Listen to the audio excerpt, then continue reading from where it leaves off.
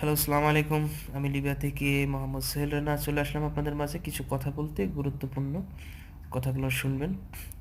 আসলে কি, কাজ খালি করলে হয় না, ঠিক আছে? কাজ করলে কাজ হবে, কিন্তু কাজের একটা সৌন্দর্য আছে এবং মেজারমেন্ট আছে, লেভেল আছে এবং সিস্টেম আছে। সেই অনুযায়ী যদি কাজ করা যায় তাহলে কিন্তু কাজটা অনেক সুন্দর হয়।